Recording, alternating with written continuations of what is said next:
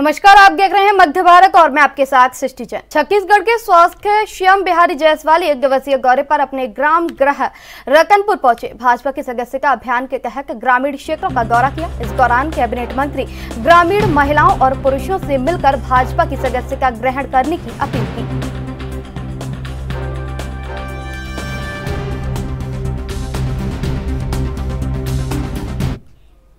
जिला कोंडागांव में पुलिस अधीक्षक वायु अक्षय कुमार के निर्देशन में अतिरिक्त पुलिस अधीक्षक रूपेश कुमार डांडे के मार्गदर्शन और पुलिस अनुभागीय अधिकारी कोंडागांव रूपेश कुमार के नेतृत्व में कोंडागांव पुलिस ने ग्राम गिरौला के धान खरीदी केंद्र में गड़बड़ी करने वाले आरोपी समिति प्रबंधक आरोपी साहू संतोष को गिरफ्तार कर न्यायिक रिमांड पर भेज दिया है।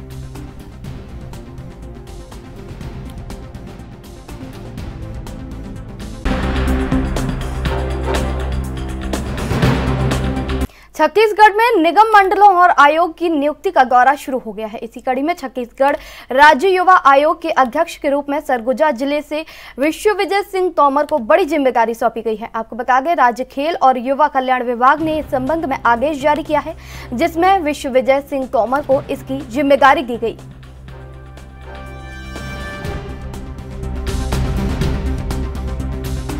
सबसे पहले मैं धन्यवाद देना चाहूंगा प्रदेश के यशस्वी मुख्यमंत्री, संवेदनशील मुख्यमंत्री आदरणीय विष्णुदेव साय जी को, साथ ही साथ हमारे प्रदेश के अध्यक्ष आदरणीय किरण देव जी, प्रदेश के प्रभारी आदरणीय नितिन नवीन जी, छत्तीसगढ़ भाजपा के समस्त हमारे वरिष्ठ जन और जिन्होंने भी मुझ जैसे एक सामान्य कार्यकर्ता पर विश्वास किया और इतने महत्वपूर्ण दायित्व के लिए मुझे मौका मिला है। इसके लिए मैं समस्त भारतीय जनता पार्टी के नेतृत्व को, शीर्ष नेतृत्व को बहुत बहुत धन्यवाद ज्ञापित करता हूं। हमारे नरेंद्र मोदी जी जो देश के यशस्वी प्रधानमंत्री हैं, उनकी जो दृष्टि है उस दृष्टि को छत्तीसगढ़ में हमारे मुख्यमंत्री श्री विष्णुदेव साय जी के नेतृत्व में युवाओं को जोड़ने का प्रयास, युवाओं को आगे बढ़ाने का प्रयास हम सब मिलजुल करके करेंगे और आने वाले समय में सबके सहयोग से हम युवाओं को अच्छे से अच्छे स्थान पर ले जाने का प्रयास करेंगे। मैं आज फिर से अपने सरगुजा जिले के भी साथ ही साथ और पूरे प्रदेश के युवा मोर्चा के साथियों का भी धन्यवाद देना चाहूंगा कि उनके साथ की वजह से मुझे ये मौका मिला है और यह पूरे ही कार्यकर्ताओं का सम्मान है, युवा मोर्चा के कार्यकर्ताओं का सम्मान है। किस तरह से आज हम सबके लिए बहुत ही हर्ष का विषय है। हमारे यशस्वी जिला अध्यक्ष विश्वविजय तोमर जी आज छत्तीसगढ़ राज्य युवा आयोग के अध्यक्ष मनोनीत हुए हैं। हम सभी युवा मोर्चा के साथियों के लिए और पूरे शहरवासियों के लिए आज बहुत ही हर्ष का विषय है कि भारतीय जनता पार्टी में कैसे छोटे से कार्यकर्ता को इतना बड़ा पद मिलता है और उनके काम की जो उनका जो वो है लग्न और काम का जो मेहनत है वो भारतीय जनता पार्टी कैसे अपने कार्यकर्ताओं को देती है। आज इस राज्य आयोग युवा आयोग के पद से मनोनीत करने के बाद हम सभी को ये बहुत ही हर्ष विषय है। और व्यक्तिगत रूप से भी मैं भी आपको बताना चाहूँगा कि हमने उनका संघर्ष को साथ में रह के देखा है। मैं युवा मोर्चा का जिले का महामंत्री भी हूँ और उनके साथ इस विपक्ष की दौर में काम करने का मौका मिला और विद्यार्थी परिषद के समय भी मैं उनके साथ रहा, काम किया। तो ये बहुत ही हम सभी के लिए, शहरवासियों के लिए, एक सरगुजा के लिए सबसे बड़ी उपलब्धि है। और आदरणीय यशस्वी जिलाध्यक्ष आदरणीय नरेंद्र प्रताप सिंह जी और यहाँ के सभी वरिष्ठ नेताओं का भी बहुत बहुत धन्यवाद देता हूँ और प्रदेश संगठन का भी, प्रदेश नेतृत्व का भी मैं बहुत बहुत धन्यवाद देता हूँ। आदरणीय प्रदेश अध्यक्ष किरण देव जी, आदरणीय मुख्यमंत्री विष्णुदेव साय जी का भी बहुत बहुत धन्यवाद देता हूँ कि उन्होंने सरगुजा को इस उपलब्धि से नवाजा है। आज हमने भारतीय जनता पार्टी कार्यालय में सभी कार्यकर्ताओं के साथ, युवा मोर्चा के साथियों के साथ, वरिष्ठ नेताओं के साथ पटाखे फोड़कर एक दूसरे को मिठाई खिलाकर यहाँ खुशियां मनाई है। बलरामपुर जिले के ग्राम पंचायत गिरवानी में बांध निर्माण के लिए किसानों की सैकड़ों एकड़ जमीन अधिग्रहण कर ली गई। सालों बाद किसानों को मुआवजे के नाम पर फर्जी डमी चेक पकड़ा दिया गया। अब उस चेक को कहां जमा करें उन्हें समझ नहीं आ रहा, क्योंकि वो तो सिर्फ फोटो खिंचाने के लिए था। डमी चेक को लेकर कलेक्ट्रेट के पास पहुंचे किसानों ने अपनी परेशानी बताई। देखिए किसने किया किसानों के साथ धोखा।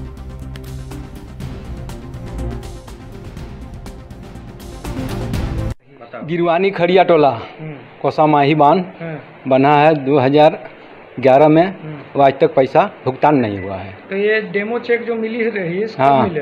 वो 21 के महीनवा 23 में। कौन दिया था? है वो का कहला कि अरे प्रेम साहब डॉक्टर हरिहर यादव, ये सब लोग मिल को दिया गया। कितने आदमी इससे प्रभावित हैं? कितने आदमी को नहीं मिल पाया है पैसा? पैसा हम लोगों के 12 आदमी को नहीं मिला है और जो को मिल गया है। दिक्कत यही ऐसा है कि हमन के भाई गरीब आदमी के खेत की डूब गई से हम पैसा नहीं पाए है, पैसा पर हमरे आए है। का चीज में डूबी से? बंधा में डूबी से। कब? 2012 में डूब गई से। तो मन के ये तो दिल हाँ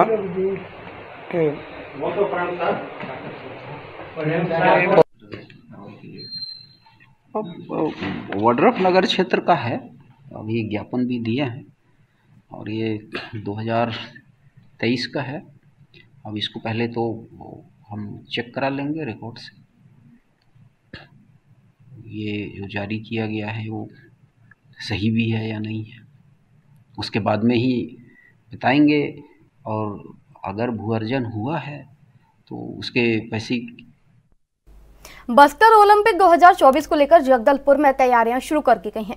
राज्य स्थापना दिवस 1 नवंबर से बस्तर ओलंपिक की शुरुआत होगी। इससे पहले प्रतियोगिता में हिस्सा लेने वाले प्रतिभागी 1 अक्टूबर से 20 अक्टूबर तक अपना पंजीकरण करा सकते हैं। खिलाड़ी ऑनलाइन और ऑफलाइन दोनों ही प्रकार से अपना पंजीकरण करा सकेंगे। इसकी पूरी व्यवस्था कर ली गई है।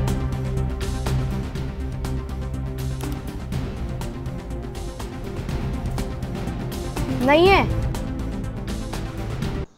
बस्तर ओलंपिक बस्तर संभाग में पहली बार आयोजित किया जा रहा है।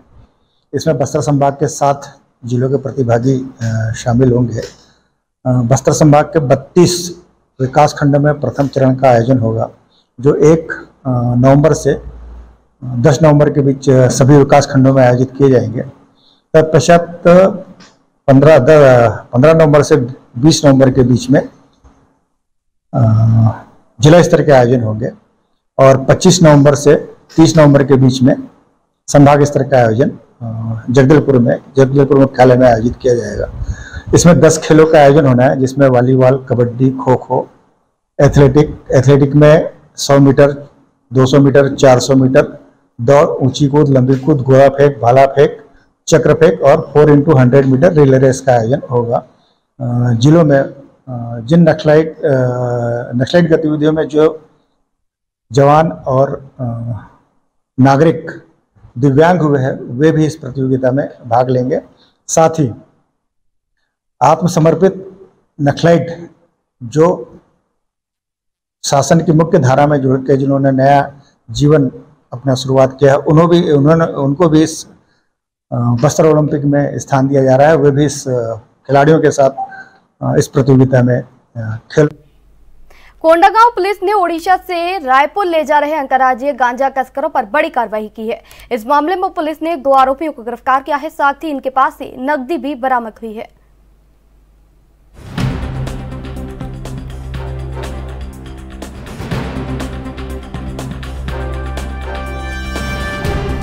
विगत दिनों वरिष्ठ अधिकारियों का वीडियो कॉन्फ्रेंस के माध्यम से मीटिंग लिया गया था, जिस पर से नशे के विरुद्ध प्रभावी कार्रवाई करने के लिए सभी अधिकारियों को निर्देशित प्राप्त किए गए थे। इसी दरमियान 25 सितंबर को थाना केसकाल पुलिस एमसीपी की कार्रवाई कर रही थी। इसी दरमियान मुखबिर की सूचना मिली कि एक पिकअप जो कि उड़ीसा से इधर रायपुर की ओर जा रही है, जिसमें अवैध मादक पदार्थ गांजा रखा हुआ है, जिस पर से हमारी केसकाल पुलिस थाने के सामने ही एमसीपी लगाकर चेकिंग कर रही थी। इसी दरमियान गाड़ी वहां पर आई और उनकी तलाशी ली गई। तलाशी के दरमियान वहां पर जो पिकअप के नीचे चैम्बर बनाकर गांजा जो भरा हुआ था, जिसे चेक किया गया, ऊपर से थाना प्रभारी केसकाल के द्वारा तत्काल मौके पर गांजा को बरामद किया गया और आरोपियों को NDPS 20B के तहत गिरफ्तार कर माननीय न्यायालय में न्यायिक रिमांड पर भेजा जा रहा है। पिकअप से करीबन 36 किलो गांजा बरामद की गई, जिसकी अनुमानित लागत 3,62,000 रुपये आंकी गई है। इसी तरह से लगातार एमसीपी की कार्रवाई की जाएगी और अवैध गांजा शराब तस्करों पर इसी तरह से कार्रवाई की जाएगी।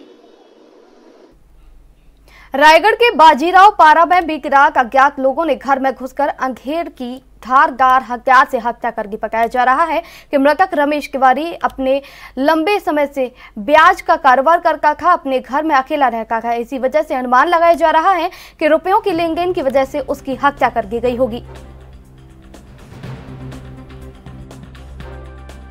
कितना टाइम देखे थे? मैं 8 बजे आया होता देखे। बंद रही का दरवाजा खुला रही? बंद रही से यहाँ ताला बंद रही। हाँ। छोटे दरवाजा है और यहाँ एक लड़का बुला के ना उदवा के और मैं बोले ले थोड़े हेल्प कर दे। 6 बार फोन लगाए हो नहीं उठा थे महाराज। सब दिन आ तो यहाँ बैठ के पेपर पढ़त रहे। तो फिर ना वो लड़का खुदी से ताला तोड़े, ताला नहीं तोड़े, ऐसे धक्का मारी से और देखी से तो गए महाराज। तो एकदम वो है एकदम से बका गई। तो मैं बोले ताला तोड़ा तो हाल फिर तोड़े हम ताला। फिर पुलिस बाद में फिर मैं आए हूँ, लाइट जलाए हूँ तो पूरा खून उन देखे। बॉडी पड़े रही? हाँ। कहाँ नाम है कर? काकर? सेठ के? रमेश तिवारी। रमेश तिवारी। और तो नाम क्या है? मोर नाम साधमती। क्या कांड हुआ है, इसमें क्या जानकारी मिल रही है?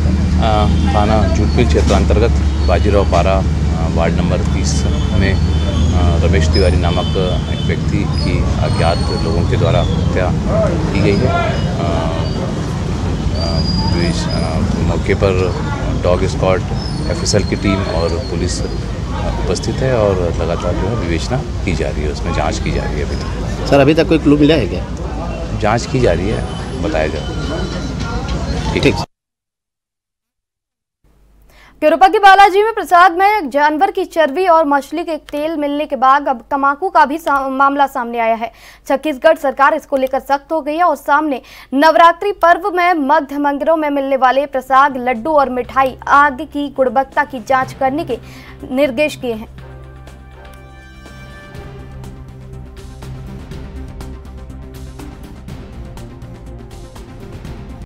सर आज यहाँ इवेंट ट्रेडर्स में आज जांच की जा रही, क्या मामला?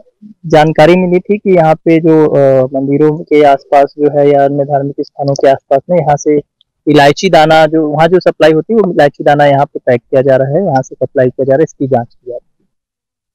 तो सर उसमें क्या पाया गया? प्राइमा फेसी तो जो पैकेट्स इनके द्वारा तैयार किया जा रहा है उनमें डेट, टाइम, बैच एक्सेट्रा नहीं है, तो इसलिए गुणवत्ता जाँच करनी भी जरूरी होगी। तो इनका सैंपल जो है वो आगे प्रोसीड किया जा रहा है।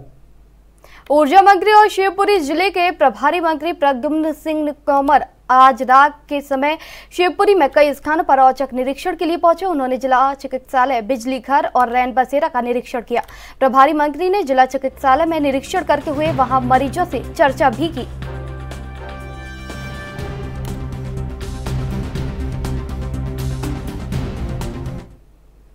शाजापुर जिले के मक्सी में घटित घटना पर मध्य प्रदेश भाजपा अध्यक्ष बीडी शर्मा ने कहा, मध्य प्रदेश में कई प्रकार की समाज विरोधी ताकतें हैं जिन्हें कांग्रेस भड़काने का प्रयास कर रही है। प्रशासन मुस्तैद है। मुख्यमंत्री इन घटनाओं को लेकर बहुत संवेदनशील है। सरकार तत्परता से काम कर रही है, साथ ही इस पर कड़ी से कड़ी कार्रवाई भी की जाएगी। बताया जा रहा है कि बीजेपी की सदस्यता मध्य प्रदेश के अंदर कई इस प्रकार की समाज विरोधी ताकतें और इन ताकतों को कांग्रेस जिस प्रकार से जो प्रवोक करने का जो प्रयास कर रही है, इसके कारण से कई अवसरों का दुरुपयोग करके आधार बना करके लोग इस प्रकार की घटनाएं कर रहे हैं। मक्सी के अंदर भी शाजापुर जिले में इस प्रकार की कल घटना करने का प्रयास किया है। आपसी विवाद हुआ है, लेकिन प्रशासन मुस्तैद है और माननीय मुख्यमंत्री जी इन बातों को लेकर के बहुत संवेदनशील है। सरकार बहुत तत्परता के साथ कार्रवाई कर रही है। इसलिए ऐसे किसी भी तत्व को जो समाज विरोधी ताकतें हैं और वातावरण बिगाड़ना चाहती हैं, उन्हें कड़े से कड़ा जवाब सरकार और वहां का प्रशासन इसको लेकर के देगा। मध्य प्रदेश के अंदर इस प्रकार से कोई भी वातावरण बिगाड़ने का काम करता है, चाहे कोई भी हो, प्रशासन अपना काम गंभीरता से करेगा और कर रहा है। ऐसे कोई भी तत्व नहीं बचेंगे। शाजापुर जिले के मक्सी में बुधवार रात को बड़ा विवाद हो गया। यहां दो पक्षों में जमकर हथियार चले, गोलियां भी चली, जिसमें एक व्यक्ति गंभीर रूप से घायल हो गया, जिसके बाद उसकी मौत हो गई। एक व्यक्ति गंभीर रूप से और घायल बताया जा रहा है, जिसे इलाज के लिए इंदौर रेफर कर दिया गया है। तो वहीं आधा दर्जन घायलों का इलाज अस्पताल शाजापुर में उपचार के लिए चल रहा है। मक्सी में अभी स्थिति काफी तनावपूर्ण है।